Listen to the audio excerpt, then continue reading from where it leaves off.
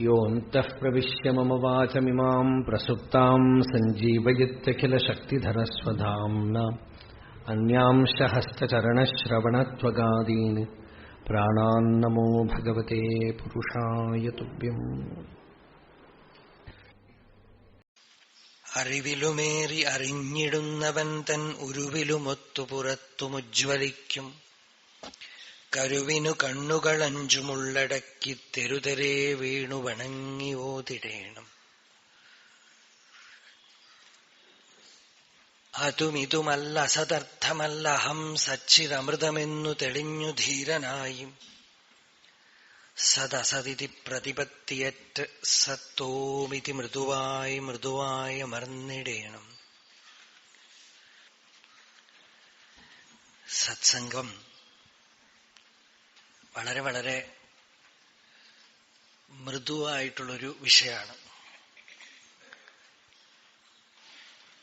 മൃദു എന്ന് വെച്ചാൽ അഭിമാനത്തിന്റെ ചെറിയ ചലനം പോലും സത്സംഗത്തെ ദുസ്സംഗാക്കി മാറ്റും.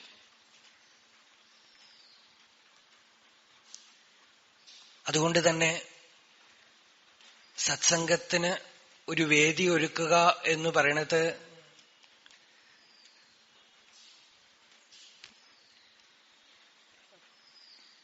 വക്താവ്, പൃച്ഛകൻ, ശ്രോത എന്ന് പറയും. ഈ പൃച്ഛകന്റെ എന്നുവെച്ചാൽ നടത്തിപ്പുകാരുടെ ഭാവനയിലുള്ള സത്വഗുണം വളരെ പ്രധാനമാണ്.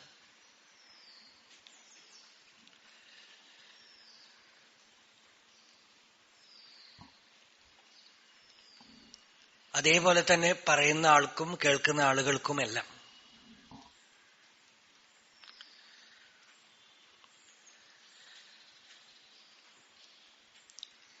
സത്സംഗം എന്ന് പറഞ്ഞാൽ ക്ലാസ് അല്ല. അതുകൊണ്ട് ആദ്യം തന്നെ ഈ പഠന ക്ലാസ് എന്നുള്ളത് ഞാൻ അങ്ങോട്ട് മാറ്റിവെക്കുകയാണ്. ആ പദം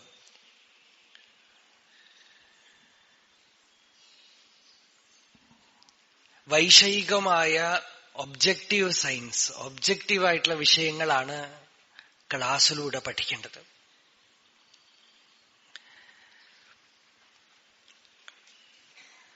പഠിക്കുക എന്നുള്ളത് ബുദ്ധിയുടെയും ഓർമ്മയുടെയും ഒക്കെ തലത്തിൽ മാത്രം നിൽക്കുന്ന ഒരു കാര്യമാണ്.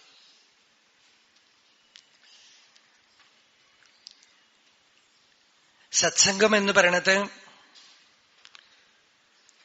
വിവേകപ്രധാനാണ്.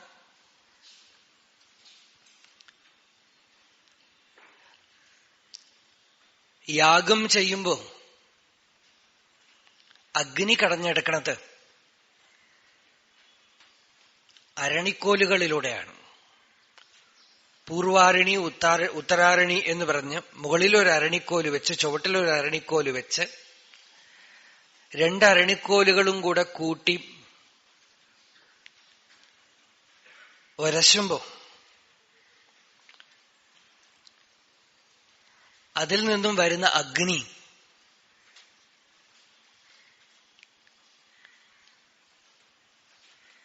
അരണിക്കോലുകളെ തന്നെ ഇല്ലാതാക്കിയിട്ട് യാഗാഗ്നിയായിട്ട് ജ്വലിക്കും. ഇത് ഭാഗവതത്തിൽ വരുന്ന ഉദാഹരണമാണ്.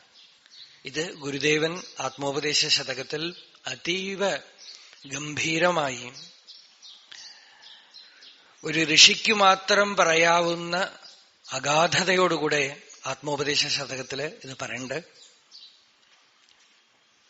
ഭാഗവതത്തില് ആചാര്യോ അരണിരാദ്യ സ്യാത് അന്തേവാസ്യുത്തരാരണി തത്സന്ധാനം പ്രവചനം വിദ്യാസന്ധേ സുഖാവഹ എന്നൊരു ശ്ലോകം.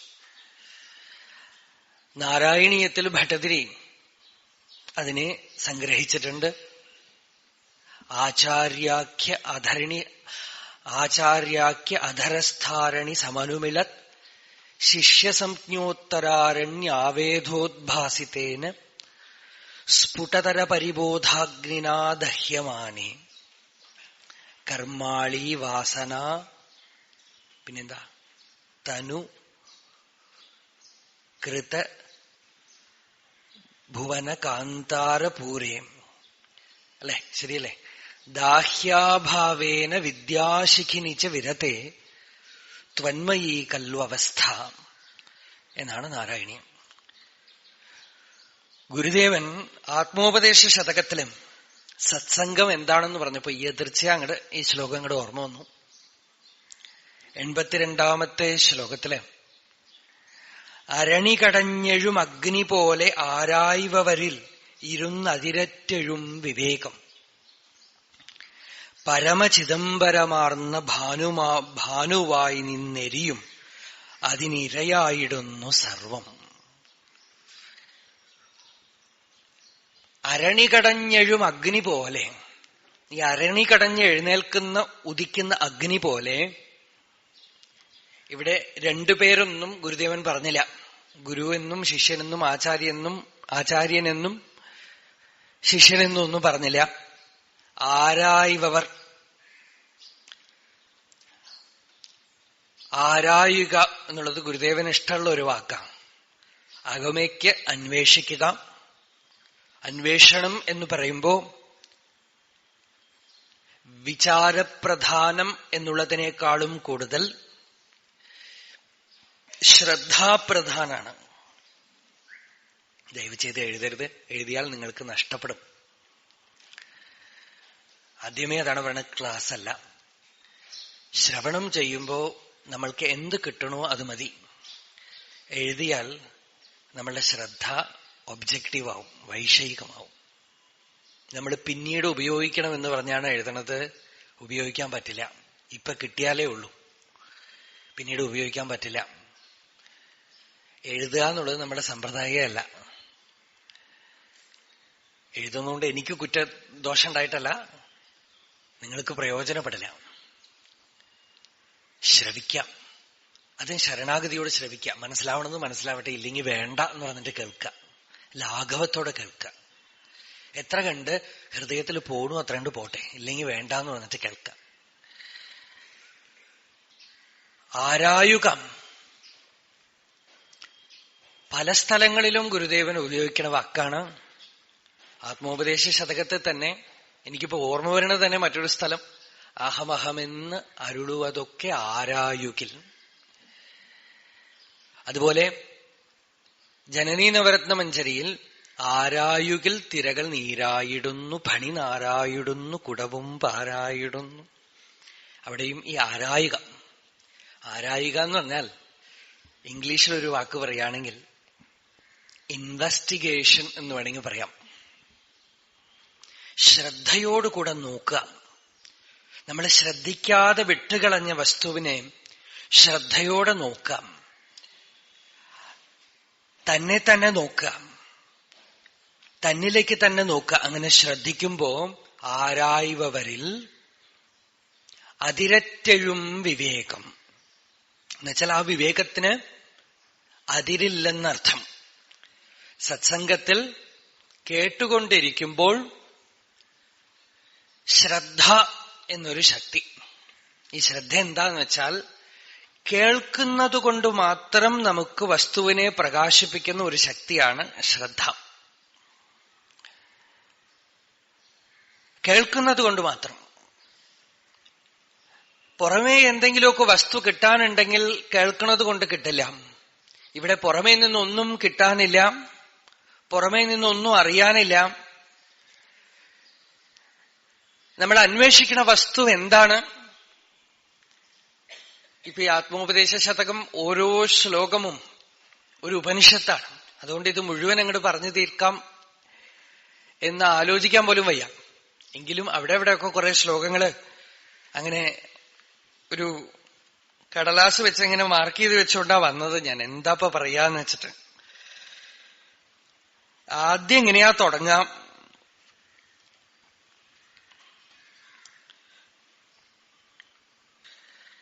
അറുപത്തിയഞ്ചാമത്തെ ശ്ലോകം. നമ്മൾ സത്സംഗത്തിലിരിക്കണു. എന്തറിയാനാണ് എന്ന് വെച്ചാൽ ഒരു കുറി നാം അറിയാത്തതൊന്നുമിങ്ങില്ല. ഉരുമറവാൽ അറിവീല ഉണർന്നിതെല്ലാം അറിവവരിൽ അതിരറ്റതാകയാലി അരുമയാർ അറിയുന്നഹോ വിചിത്രം. ഒരു കുറി നാം അറിയാത്തതൊന്നുമിങ്ങില്ല. ഇത് വെച്ചുകൊണ്ടാണ് ഇപ്പൊ തുടങ്ങുന്നത്. നമ്മൾ അന്വേഷിക്കുന്ന പൂർണ്ണത, നമ്മൾ അന്വേഷിക്കുന്ന ഭഗവാൻ അല്ലെങ്കിൽ ഈശ്വരൻ അല്ലെങ്കിൽ ആത്മജ്ഞാനം, മുക്തി, നിർവാണം, സ്വാതന്ത്ര്യം പുറമേ നിന്ന് കിട്ടേണ്ട ഒരു വസ്തുവാണെങ്കിൽ അതിന് മനസ്സും ഇന്ദ്രിയങ്ങളും ഒക്കെ വേണം.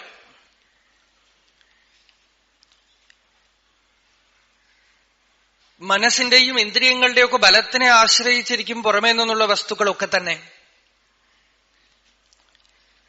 ഇവിടെ നമ്മൾ അന്വേഷിക്കുന്ന വസ്തു അന്വേഷിക്കുന്നവനിൽ തന്നെ ഉണ്ട്, അന്വേഷിക്കണവൻ തന്നെയാണ്. ഒരിക്കൽ രമണ മഹർഷിയുടെ മുമ്പിലിരുന്ന ഒരാള് കുടുംബ വിഷയങ്ങളൊക്കെ പറഞ്ഞ് കരയായിരുന്നു. കുറെ നേരം കരഞ്ഞു. മഹർഷി ഒന്നും ഉത്തരം കൊടുത്തില്ല. നിശ്ചലമായിട്ടിരുന്നു, മൗനമായിട്ടിരുന്നു. ഇയാൾ ഇങ്ങനെ കുറെ കരഞ്ഞു കഴിഞ്ഞപ്പോ അടുത്തിരിക്കുന്ന ഒരു ഭക്തൻ പറഞ്ഞു, സകല ദുഃഖങ്ങൾക്കും പരിഹാരമായ ഒരു ജീവൻ മുക്തന്റെ മുമ്പിലിരുന്ന്, ജ്ഞാനിയുടെ മുമ്പിലിരുന്ന് നിങ്ങളിങ്ങനെ കരയണത് കാണുമ്പോ ഗംഗയുടെ തീരത്തിലിരുന്ന് എനിക്ക് ദാഹം ദാഹം എന്ന് പറഞ്ഞ് കരയുന്ന പോലെ ഉണ്ട് എന്ന് പറഞ്ഞു.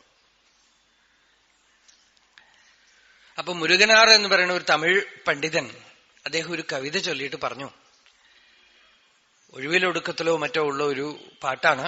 ചൊല്ലിയിട്ട് പറഞ്ഞു, കഴുത്തിന് വെള്ളത്തിലിറങ്ങി നിന്നിട്ട് കണ്ഠം വരെ വെള്ളത്തിലിറങ്ങി നിന്നിട്ട് ദാഹം എന്ന് പറയണ പോലെ ഉണ്ട് എന്ന് പറഞ്ഞു. അപ്പൊ രമണ മഹർഷി പറഞ്ഞു, അപ്പടി ഇല്ല പോയി, അങ്ങനെയല്ല അത് കാര്യം. ഗംഗയെ ചൊല്ലത് എനിക്ക് ദാഹം. ഗംഗ തന്നെ പറയണു എനിക്ക് ദാഹം ദാഹം എന്ന് പറയണമെന്നാണ്. സ്വയമേവ താൻ തന്നെ തന്റെ ദുഃഖത്തിന് പരിഹാരമായി ഇരുന്നിട്ടാണ് തന്റെ ദുഃഖത്തിന് പരിഹാരം എവിടെ എന്ന് അന്വേഷിക്കണത്. അതുകൊണ്ടാണ് അരണി കടഞ്ഞെഴും അഗ്നി പോലെ ആരായുവവരിൽ അതിരറ്റെഴും വിവേകം. ആരായുന്നവനിൽ തന്നെ ആ വിവേകത്തിനൊരു അതിരില്ല. നമ്മളുടെ ബുദ്ധിക്ക് അതിരുണ്ട്, മനസ്സിന് അതിരുണ്ട്. എന്താന്ന് വെച്ചാൽ മനസ്സും ബുദ്ധിയും ഒക്കെ ഈ വ്യക്തി അഭിമാനത്തിന്റെ തലത്തിൽ മണ്ഡലത്തിന്റെ ഉള്ളിലുള്ളതാണ്. പക്ഷെ ഈ വിവേകം നിങ്ങളുടെയോ എന്റെയോ അല്ല. വൈശാരദീ ബുദ്ധി എന്ന് ഭാഗവതത്തിൽ അതിന് പറയുന്നുണ്ട്. വൈശാരദീ സാതി വിശുദ്ധ ബുദ്ധി ധുനോതി മായാം ഗുണസംപ്രസൂതാം. അവിടെയും അരണി തന്നെയാണ് ഉദാഹരണം. അജ്ഞാനത്തിനെ നീക്കിയിട്ട് ആ ജ്ഞാനം സ്വയം ച ശാമ്യതി അസമിത് യഥാഗ്നി. ഈ ശ്ലോകം ചൊല്ലുമ്പോ അതിനോടൊപ്പം അതൊക്കെ എങ്ങനെ വരണ്ട്. അരണികടഞ്ഞെഴും അഗ്നി പോലെ ആരായ്വവരിൽ എന്ന് വെച്ചാൽ നിങ്ങൾ ഓരോരുത്തരിലും എന്നിലും ഈ സത്സംഗത്തിൽ ഇരിക്കുമ്പോ, അതുകൊണ്ടാണ് പറയണത് ആ ട്രസ്റ്റ്, ശ്രദ്ധ, വിശ്വാസം. വിശ്വാസം എന്ന് പറഞ്ഞാൽ പുറത്തൊരു വിശ്വാസമല്ല, നമ്മളിൽ ആ ശ്രദ്ധാശക്തി ഉണ്ടെന്നും അത് നമ്മൾ അന്വേഷിക്കുന്ന ആ സത്യത്തിനെ നമുക്ക് പ്രകാശിപ്പിച്ചു തരുമെന്നുള്ള ഉറപ്പോടുകൂടെ ഇരുന്നു കൊണ്ട് വേണം സത്സംഗത്തിൽ കേൾക്കാൻ. അങ്ങനെ കേൾക്കുകയാണെങ്കിൽ ഒരുപക്ഷെ ഞാൻ പറയാത്തതുപോലും നിങ്ങൾക്ക് പ്രകാശിക്കും.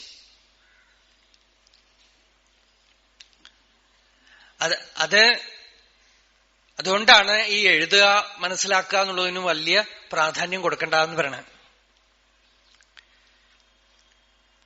കേട്ടാ മതി, ശ്രവിച്ചാ മതി.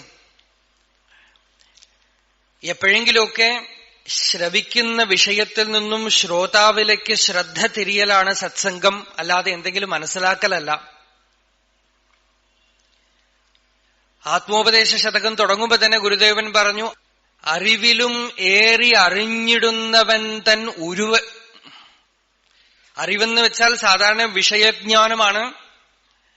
വിഷയജ്ഞാനത്തിൽ നിന്നും ഏറി എന്ന് വെച്ചാൽ പലരും പല അർത്ഥം പറഞ്ഞിട്ടുണ്ടാവും.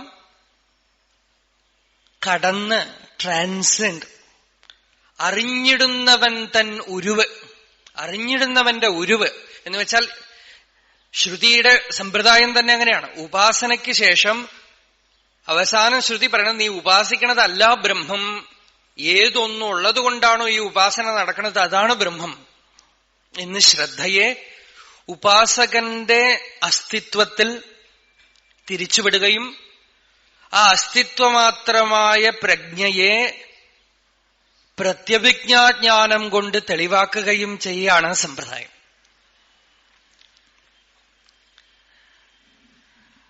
അപ്പോ സത്സംഗത്തിന് തുടങ്ങുമ്പോ നമ്മളിപ്പോ ഒരു അരണി കടയാൻ പുറപ്പെടുകയാണ്.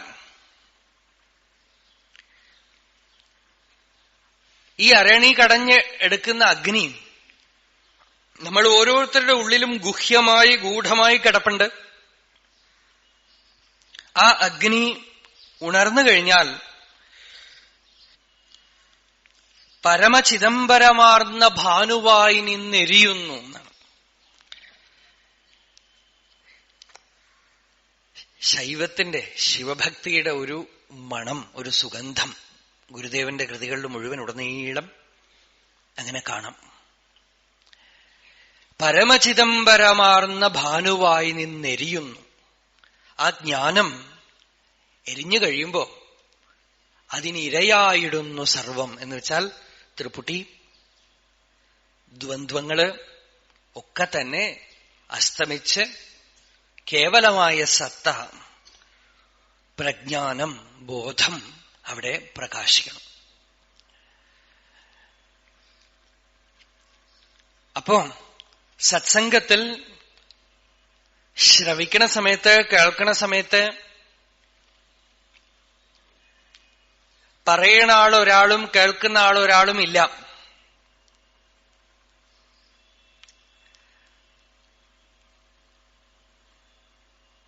പറയുന്ന ആളും കേൾക്കുന്ന ആളും ഒന്നായി നിന്നുകൊണ്ട് തന്നെയാണ് കേൾക്കണത്. ഇതൊന്നും മനസ്സിലാവണില്ലല്ലോ എന്ന് പറഞ്ഞാൽ അനുഭവിയാതെ അറിവിയില്ല. ഗുരുദേവന്റെ തന്നെ വാക്കാണ്. നമ്മൾ അനുഭവിക്കും തോറും നമുക്ക് നമ്മളുടെ തന്നെ അസ്തിത്വത്തിനെയാണ് നമ്മളിവിടെ ആരായാൻ പുറപ്പെടുന്നത്, പ്രപഞ്ചത്തിനെ അല്ല. പ്രാപഞ്ചിക നിയമങ്ങളെ അല്ല, നമ്മളുടെ തന്നെ അസ്തിത്വത്തിനെ, നമ്മളുടെ തന്നെ സത്തയെയാണ് നമ്മളിവിടെ ആരായാൻ പുറപ്പെടുന്നത്. കാരണം നമുക്ക് നല്ല ഉറപ്പുള്ള ഒരേ ഒരു കാര്യം അത് മാത്രമാണ്. ഈശ്വരൻ എന്നുള്ളതിനെ കുറിച്ച് പലർക്കും പല അഭിപ്രായം പറയാം. ഉണ്ടെന്ന് പറയാം, ഇല്ലെന്ന് പറയാം, വിഷ്ണുവാണെന്ന് പറയാം, ശിവനാണെന്ന് പറയാം, അള്ളാവാണെന്ന് പറയാം, ക്രിസ്തുവാണെന്ന് പറയാം. പക്ഷേ അവനവനെ കുറിച്ച് ഉണ്ടോ ഇല്ലയോ എന്നുള്ള അഭിപ്രായം ആർക്കില്ല. എല്ലാവർക്കും ഉറപ്പുള്ളത് എക്സിസ്റ്റൻസ്, അസ്തിത്വം, സത്ത, ഉണ്മ പ്രകാശിക്കുന്നത് അവനവന്റെ ഇരിപ്പിന്റെ രൂപത്തിലാണ്, ഞാൻ ഉണ്ട് എന്നുള്ള അനുഭവത്തിലാണ്. ഒരു ഇരുട്ടുമുറിയിൽ ഇരുന്നാലും നമുക്ക് നല്ലവണ്ണം അറിയണ ഒരേ ഒരു കാര്യം ഞാനുണ്ട് എന്നുള്ളതാണ്. അടുത്തുള്ള ആളുണ്ടോ ഇല്ലയോ എന്ന് നമുക്കറിയില്ല. നാരായണ ഗുരുദേവന്റെ തന്നെ ഉദാഹരണമാണ് ഇരുളിൽ ഇരിപ്പവനാര് ചൊൽക നീയെന്നൊരുവനുരപ്പത് കേട്ടു താനുമേവം. രണ്ടുപേര് ഇരുട്ടുമുറിയിൽ ഇരുന്നാൽ രണ്ടുപേരും പരസ്പരം ആരാണ് എന്ന് ചോദിച്ചാൽ പ്രതിവാക്യമേകമാകും. രണ്ടുപേർക്കും പറയാനുള്ളത് എന്താ? ഞാനാണ്, ഞാനാണ്. അഹമസ്മി, അഹമസ്മി, അഹമസ്മി. ഞാനാണ്. ഞാൻ ഉണ്ട് എന്നുള്ള അനുഭവത്തിന് ഇന്ദ്രിയങ്ങൾ വേണ്ട, മനസ്സ് വേണ്ട, കാണണോ വേണ്ട, കേൾക്കണ്ട, തൊട്ടു നോക്കണ്ട, ചിന്തിക്കണ്ട. ഇതൊന്നുമില്ലെങ്കിലും ഞാൻ ഉണ്ട് എന്നുള്ള അനുഭവം, അഹം എന്നുള്ളത് അനുഭവമാണ്. ത്വം എന്നുള്ളത് അനുഭവമല്ല, അവൻ എന്നുള്ളത് അനുഭവമല്ല. അതുകൊണ്ട് തന്നെ പ്രപഞ്ചം ഒരു അനുഭവമല്ല, പ്രപഞ്ചം പ്രതീതി മാത്രമാണ്. അതുകൊണ്ട് പ്രതീതിയെക്കുറിച്ച് നമ്മളിവിടെ അന്വേഷിക്കണില്ല. നിങ്ങളൊന്നും എനിക്ക് അനുഭവമല്ല, നിങ്ങളൊക്കെ എനിക്ക് പ്രതീതിയാണ്. അധ്യാത്മയാത്ര ആത്മനിഷ്ഠമാണ്. ആത്മനിഷ്ഠമാണ്. ആത്മനിഷ്ഠമാവുന്നത് എങ്ങനെയാ?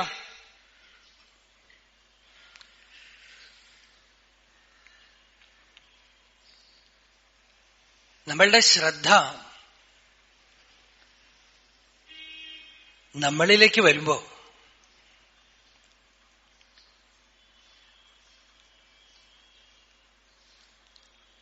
നമ്മളുടെ ഊർജം മുഴുവൻ നമ്മളുടെ സത്തയില് കേന്ദ്രീകൃതമാകുമ്പോ പ്രപഞ്ചത്തിന് മുഴുവൻ നന്മ ഉണ്ടായിക്കോളൂ. എങ്ങനെ ഉണ്ടാവും എന്നുള്ളത് ഇപ്പൊ ചോദിക്കണ്ട.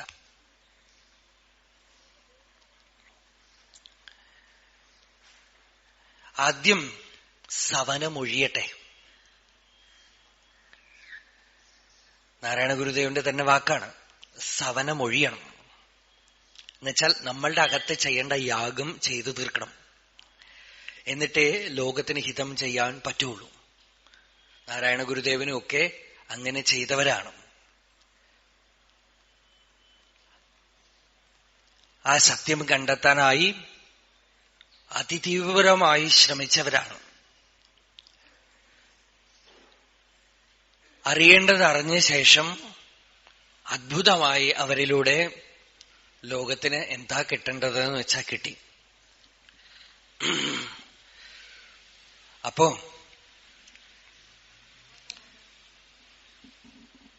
നിങ്ങള് ഞാൻ കാണുന്നു, അത് പ്രതീതിയാണ്. ഇതിനെയാണ് ഗുരുദേവൻ വിഷമ എന്ന് പറയുന്നത്. എന്നെ ഞാൻ അറിയുന്നു, ഞാൻ ഉണ്ട് എന്നുള്ള അനുഭവം, ഇത് മാത്രം അനുഭവമാണ്. അതാണ് സമ. പ്രതീതി ഇന്ദ്രിയങ്ങൾക്കനുസരിച്ച് മാറിക്കൊണ്ടിരിക്കും. മനസ്സ് പുറമേക്ക് പോകുമ്പോ പ്രപഞ്ചം അറിയപ്പെടുന്നു, മറ്റുള്ളവരറിയപ്പെടുന്നു, അന്യര്. ഇതൊക്കെ ആത്മോപദേശ ശതകത്തിൽ വരുന്ന വാക്കാണ്. അന്യം. ഞാൻ എന്നുള്ള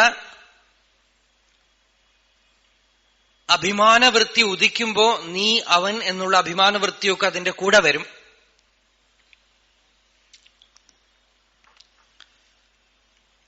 മനസ്സുദിക്കുമ്പോഴാണ് ഇതൊക്കെ ഉദിക്കണത്. മനസ്സിനും പിറപ്പിടമായിട്ടുള്ള നമ്മളുടെ അസ്തിത്വം, ഞാൻ ഉണ്ട് എന്നുള്ള അനുഭവം, ആ അനുഭവത്തിനെ എല്ലാവർക്കും ഉള്ള അനുഭവമാണ്. അഹമഹമെന്ന് അരുളുവതൊക്കെ ആരായുകിൽ. ഈ ആത്മോപദേശ ശതകത്തിൽ എന്താ ചെയ്യേണ്ടത് എന്നൊരാൾ ചോദിക്കുകയാണെങ്കിൽ അതിനുള്ള ഉത്തരമാണ് ഈ പാട്ട്, ഈ ശ്ലോകം, ഈ പദ്യം. ഞാൻ എന്നുള്ള അനുഭവം, അഭിമാനം എല്ലാവർക്കും ഉണ്ട്. അതിനെ നമ്മൾ അഭിമാനമെന്നും വിളിക്കാം, അനുഭവമെന്നും വിളിക്കാം. രണ്ട് തലത്തിൽ. ഒരു തലത്തിൽ അത് അഭിമാനമാണ്, ഒരു തലത്തിൽ അത് അനുഭവമാണ്.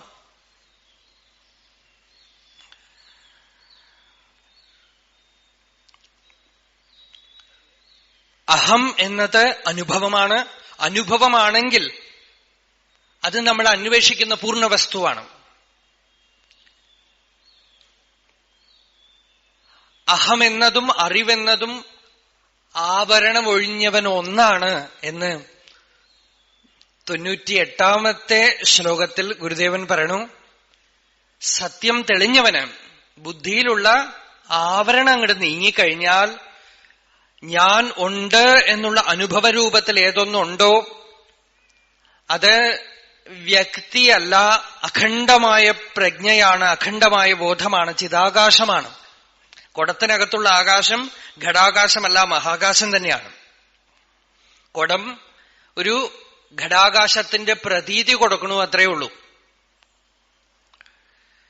അപ്പോ നമ്മൾക്ക് അന്വേഷണം ചെയ്യാൻ വേണ്ട വസ്തു,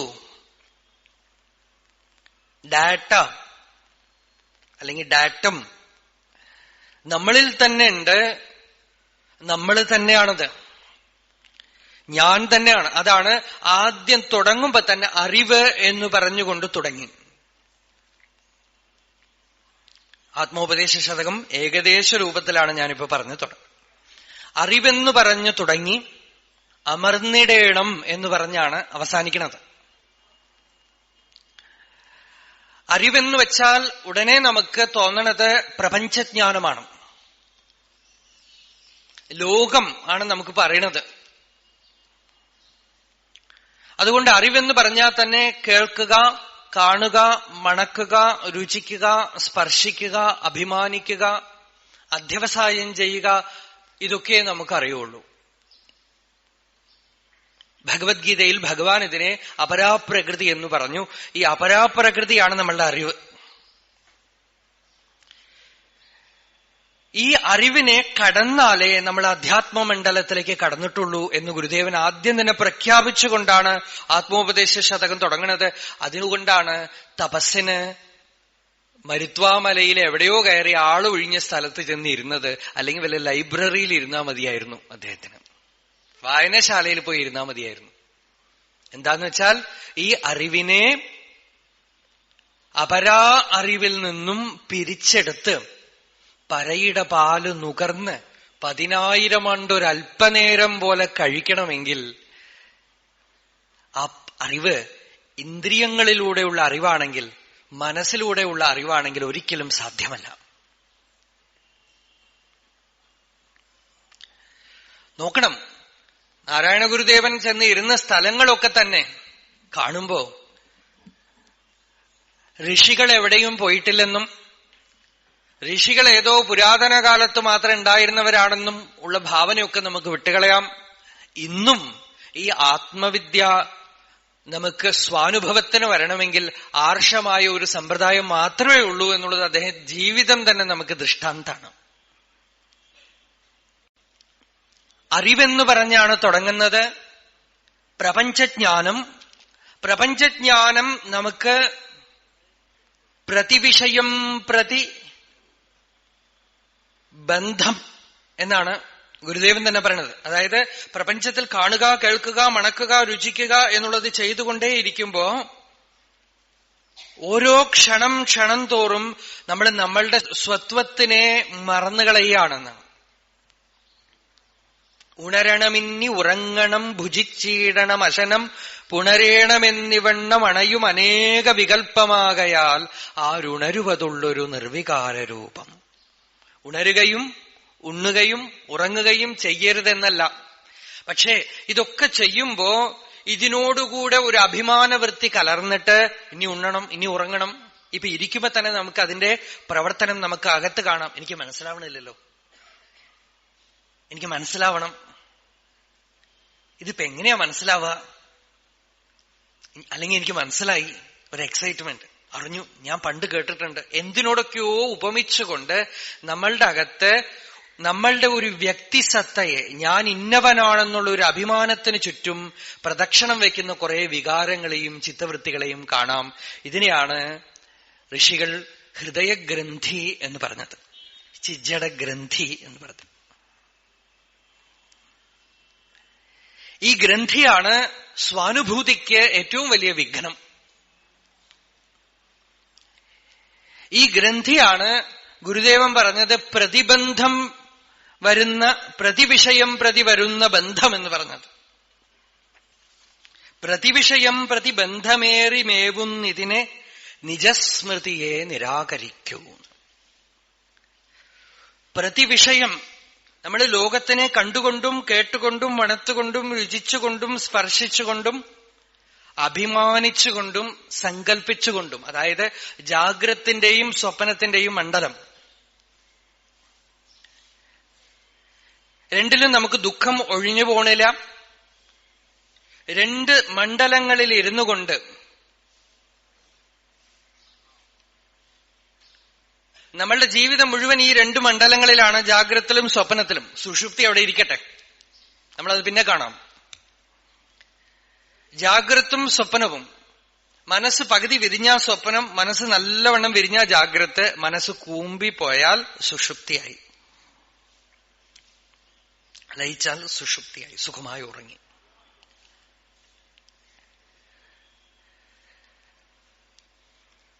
ഇപ്പോ പ്രപഞ്ചമാണ്, നമ്മളുടെ ജാഗ്രതും സ്വപ്നത്തിനെയും കൂട്ടിയിട്ടാണ് പ്രപഞ്ചം എന്ന് പറയണത്. ഈ ജാഗ്രതും സ്വപ്നവും ആരനുഭവിക്കണു? ആരാണ് ഈ പ്രപഞ്ചത്തിനെ കാണുന്നത്? ആരാണ് ഈ പ്രപഞ്ചത്തിനെ അനുഭവിക്കുന്നത്? ആരാണ് ഈ വിഷയങ്ങളെ ഭുജിക്കുന്നത്? ഉണരുന്നവനാര്? ഉറങ്ങുന്നവനാര്? ഉണ്ണുന്നവനാര്? പുണരുന്നവനാര്? എല്ലാത്തിനും ഉത്തരം ഞാനാണ്. എനിക്കാണിത് വേണ്ടത്, ഞാനാണ് ഇത് അറിയണത്, ഞാനാണ് ഇത് അനുഭവിക്കണത്. ഈ ഞാൻ എന്താണ്? ഈ ഞാൻ എവിടെ നിന്ന് ഉദിക്കണു? ഈ ഞാൻ എന്നുള്ളതിന്റെ സ്വരൂപം എന്താണെന്ന് ആരായുമ്പോ അകമേ പലതല്ലതേകമാകും അകലും അഹന്ത. അകലും അഹന്തയാണ് നമുക്ക് പ്രധാനം. ആരായഞ്ഞു നോക്കുമ്പോ ഈ അഹന്ത അകലുകയും ശുദ്ധമായ ചിത്പ്രഭാവം, ഈ ചിത്പ്രഭാവം എന്നുള്ള വാക്കും ഞാൻ കഴിയുന്നതും ആത്മോപദേശ ശതകത്തിലെ തന്നെ വാക്കുകൾ ഉപയോഗിക്കുകയാണ്. ചിത്പ്രഭാവമാകും എന്നാണ്. ഈ ചിത്തത്തിന്റെ വേരാണ് ഈ അഭിമാനവൃത്തി. ഞാൻ ഇന്നവൻ എന്നുള്ള അഭിമാനം, അഹം അഹം അഹം എന്നുള്ള മൂവ്മെന്റ്, ഈഗോ മൂവ്മെന്റ്.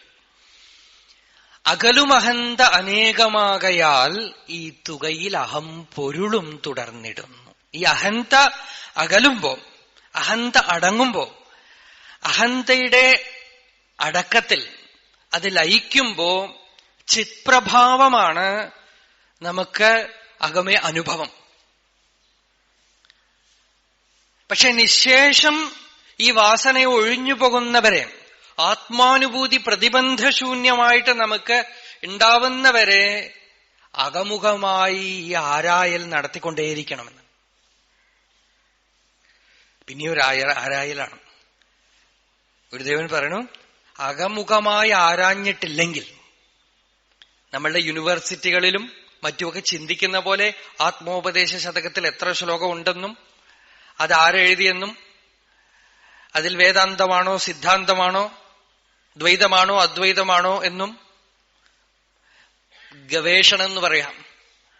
ഇതിന് ശ്രീശങ്കരൻ പറയണത് കാകദന്ത പരീക്ഷാരൂപം എന്നാണ്. കാക്കയ്ക്ക് എത്ര പല്ലുണ്ട് എന്ന് അന്വേഷിച്ച് പുറപ്പെട്ടു അത്ര ഒരാൾ. അതുപോലെ പുറമേ നിന്ന് ആരാഞ്ഞാൽ ഇവന് സത്യം കിട്ടില്ലെന്ന് മാത്രമല്ല, മായയാം വൻപക ഭ്രമമേകിടുന്നു പാരം. മായ പക പോക്കണ പോലെ ഇയാളെ ഇട്ട് ഭ്രമിപ്പിക്കും അത്രേ. പുറമേക്ക് അന്വേഷിച്ചാൽ ഒരിക്കലും ഇയാളൊട്ട് സവനമൊഴിഞ്ഞു നിൽക്കില്ല, പിറപ്പൊഴിഞ്ഞു നിൽക്കില്ല, മൃദുവായി അമർന്നിരിക്കില്ല, അതുമാത്രമായി നിൽക്കില്ല. ഇയാള് വീണ്ടും വട്ടം കറങ്ങും. അലാത സമം കറങ്ങിടുന്നു. പ്രകൃതി പിടിച്ചു ചുഴറ്റിടും പ്രകാരം സുകൃതികൾ പോലും അഹോ ചുഴന്നിടുന്നു. ചുഴലും, നമ്മൾ അലയും, വട്ടം കറങ്ങും.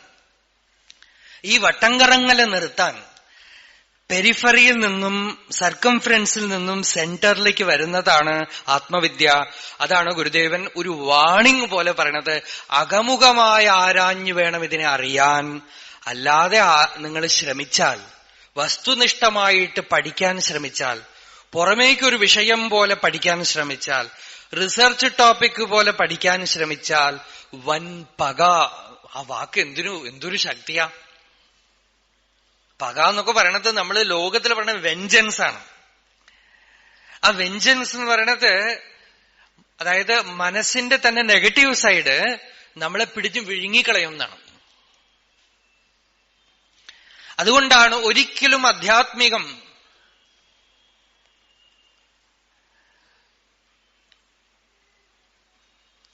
കപടയതിക്കു കരസ്ഥമാകുകയില്ല. കപടയതി എന്ന് വെച്ചാൽ കള്ളസന്യാസി എന്നല്ല അർത്ഥം. ബഹിർമുഖമായ ജീവിതത്തിൽ മാത്രം ജീവിച്ചുകൊണ്ടിരിക്കുന്ന ആൾക്ക് ലോകത്തിൽ വീരനായി, ലോകത്തിൽ വലിയ ആളൊക്കെ ആയിരിക്കാം അയാള്. പക്ഷെ അയാള് ഈ ആത്മവിദ്യയിലേക്ക് എന്തെങ്കിലുമൊക്കെ ഇതും കൂടെ ആയിക്കോട്ടെ, എന്റെ തൊപ്പിയിൽ ഒരു തൂവലും കൂടെ വെച്ചോട്ടെ എന്ന് പറഞ്ഞ് പുറപ്പെടാനുള്ള വഴിയല്ല അത്. യതമിയലും യതിവര്യനായിടേണം. ഓരോ വാക്കും മന്ത്രമാണ്. യതമിയലും യതിവര്യനായിടേണം. വീണ്ടും വീണ്ടും തന്നിലേക്ക് വരണം. പ്രപഞ്ചത്തിൽ നിന്നും, അതാണ് ഇന്നത്തെ വിഷയം തന്നെ ഇതാണ്, അറിവിലുമേറി അറിഞ്ഞിടുന്നവൻ തൻ ഉരുവിലേക്ക് ഉള്ള യാത്രയാണ്, പ്രത്യക് പ്രവാഹമാണ് അധ്യാത്മവിദ്യ. പ്രത്യക് പ്രവാഹം. പ്രപഞ്ചത്തിനെ കാണുന്നു, കാണുന്ന വിഷയം കാണപ്പെടുന്ന വിഷയത്തിൽ നിന്നും കാണുന്നവനിലേക്ക്.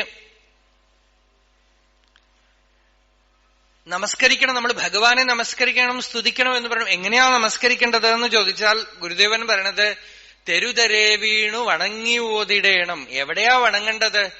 രമണ മഹർഷി രമണാശ്രമത്തിൽ ഒരിക്കൽ നടന്ന് പോകുമ്പോ ഒരാള് കാണുമ്പോഴൊക്കെ നമസ്കരിക്കും, വീണു വീണ് നമസ്കരിക്കും. അപ്പൊ ഭഗവാൻ പറഞ്ഞു, എന്തിനാ ഈ സർക്കസ് കാണിക്കണത്? അഭിമാനം ഉദിക്കാതെ ഹൃദയത്തിൽ അടങ്ങുന്നതാണ് നമസ്കാരം. അല്ലാതെ ഈ പുറമേക്ക് കാണുന്നത് ഒരു എക്സസൈസിന് കൊള്ളാമെന്ന് വെച്ചാൽ ചെയ്യണ്ടെന്നല്ല, വേണ്ട വിധത്തിൽ അകമയ്ക്ക് ആ ഭാവം, അഭിമാനം ഹൃദയത്തിൽ അടങ്ങുന്നതാണ് നമസ്കാരം.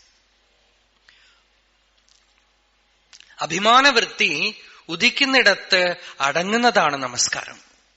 അപ്പൊ നമ്മളിപ്പോ വേദാന്ത വിചാരം എന്ന് പറയുമ്പോ പ്രാപഞ്ചികമായ ജ്ഞാനത്തിൽ നിന്നും ഇന്ദ്രിയവേദ്യമായ അറിവിൽ നിന്നും അറിഞ്ഞിടുന്നവന്റെ ഉരുവിലേക്ക് തുടങ്ങുമ്പോ തന്നെ ഒരു സംശയവുമില്ലാതെ വഴി, രാജമാർഗത്തിനെ അങ്ങോട്ട് തുറന്നു കാണിച്ചു ആദ്യത്തെ വാക്കിൽ തന്നെ.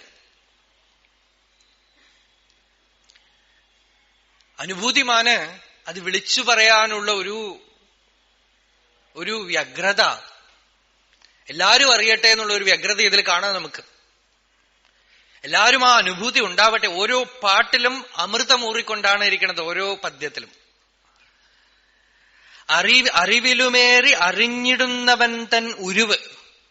ആ ഉരുവ് എന്നുള്ള വാക്ക് തമിഴാണ്.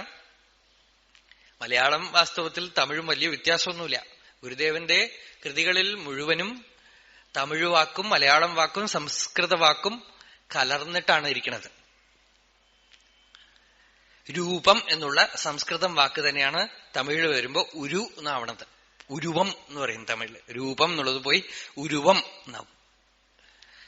അറിഞ്ഞിടുന്നവൻ തൻ ഉരുവ് എന്ന് വെച്ചാൽ അവിടെ രൂപമില്ലേ അറിഞ്ഞിടുന്നവന്. പക്ഷെ അന്വേഷിക്കുമ്പോ നമ്മൾക്ക് ഈ ഞാൻ എന്നുള്ള വ്യക്തി അഭിമാനം തോന്നണുണ്ട്.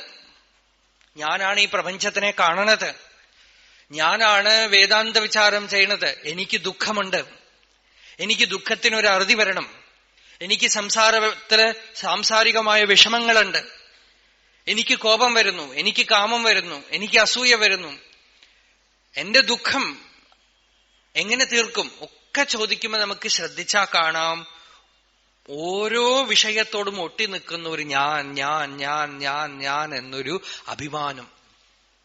ഒരു അല പൊന്തി അസ്തമിക്കണത് കാണാം. ഞാൻ ഞാൻ അഹമഹമെന്ന് അലയുവതൂർമിജാലം.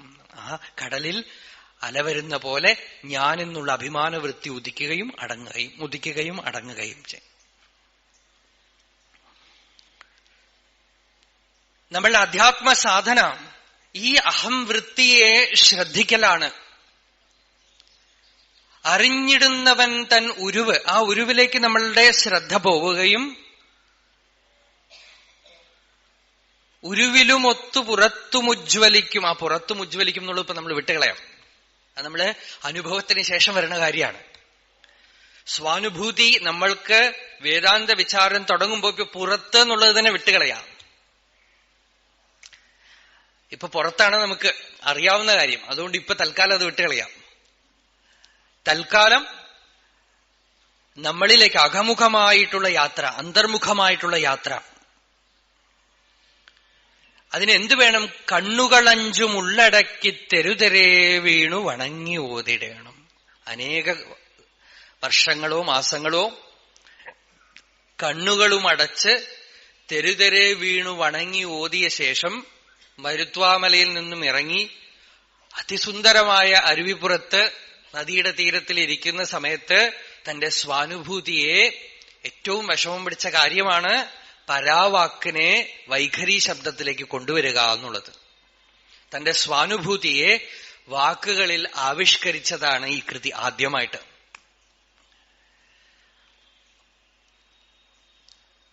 താൻ ഇത്രയും നേരം ചെയ്ത കാര്യം പറഞ്ഞുകൊണ്ട് തന്നെയാ തുടങ്ങുന്നത്. ആദ്യത്തെ ശ്ലോകം, തുടങ്ങുന്ന ശ്ലോകം കണ്ണുകളഞ്ചും ഉള്ളടക്കി തെരുതെരെ കണ്ണുകളഞ്ചും ഉള്ളടക്കുക എന്ന് വെച്ചാൽ ശ്രുതി പറയണതാണ് പരാഞ്ചിഖാനി വ്യതൃണത് സ്വയംഭൂഹു തസ്മാത് പരാങ് പശ്യതീന അന്തരാത്മൻ കശ്യദ്ധീര പ്രത്യേകാത്മാനമൈക്ഷത് ആവൃത്ത ചക്ഷുഹു അമൃതത്വമിച്ഛൻ. ഭഗവാൻ അല്ലെങ്കിൽ സ്വയംഭൂവായ ബ്രഹ്മാവ് എന്തുപേര് വേണമെങ്കിൽ പറഞ്ഞുകൊള്ളുക, പുറമേക്ക് ഇന്ദ്രിയങ്ങളെയൊക്കെ തിരിച്ചു വെച്ചു, അതിന് അകമയ്ക്ക് കാണാനുള്ള ശക്തി ഇല്ലാതാക്കി തീർത്തു എന്നാണ്. ഏതോ ധീരൻ ആവൃത്ത ചക്ഷുഹു ഇന്ദ്രിയങ്ങളെ മുഴുവൻ പിറപ്പിടത്തിലേക്ക് തിരിച്ചുവിട്ട് അമൃതത്വമിച്ഛന് മരണമില്ലായ്മയെ കാക്ഷിച്ചുകൊണ്ട് അകമയ്ക്ക് അന്തർമുഖമായി നോക്കി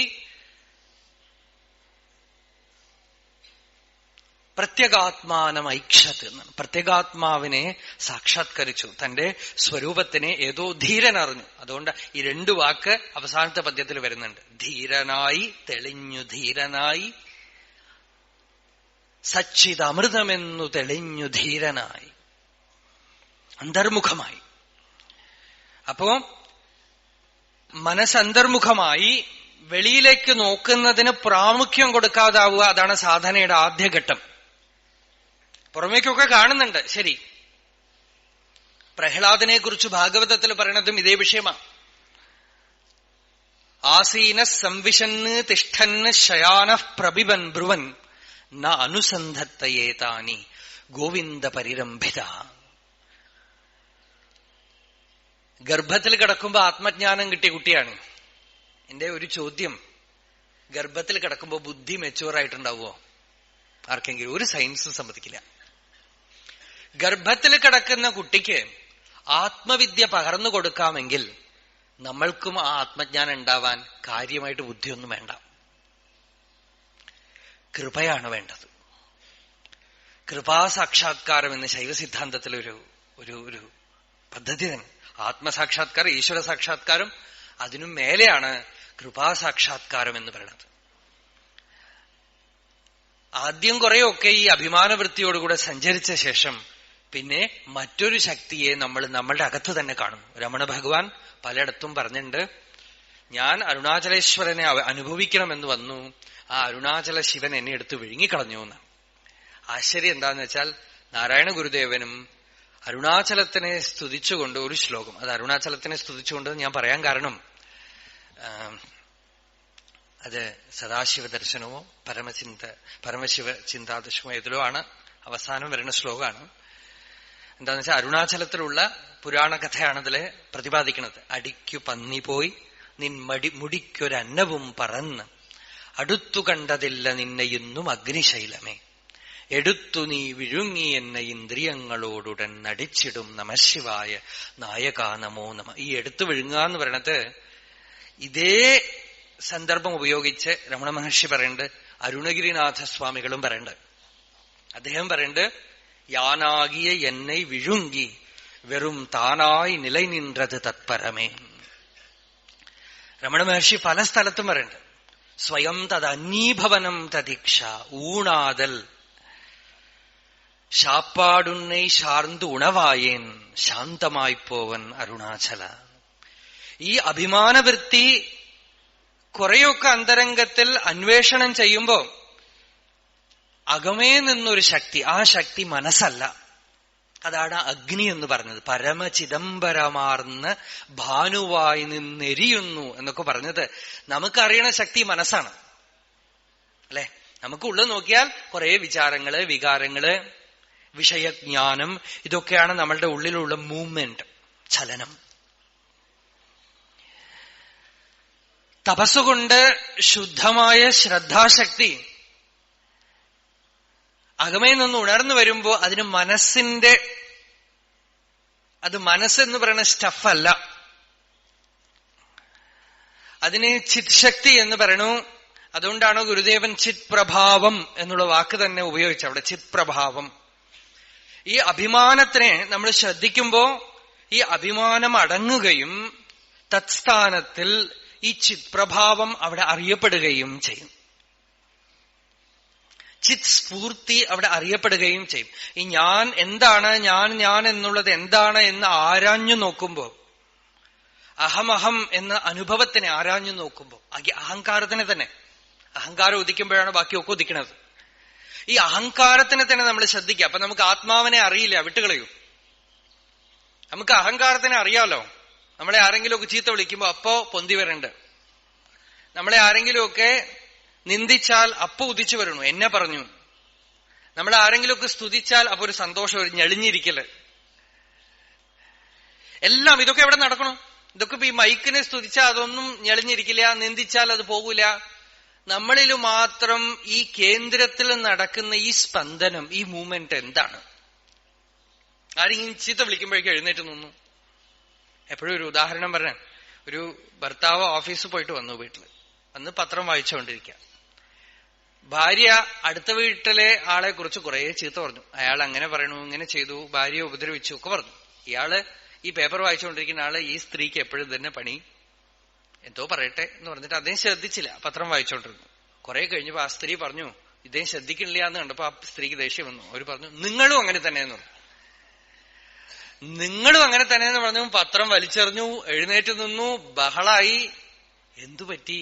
ഇത്രയും നേരം പറഞ്ഞ കാര്യത്തിൽ ഒരു മാജിക് വേർഡ്, ഒരു മാജിക് വാക്ക് ഉപയോഗിച്ചു നിങ്ങള്.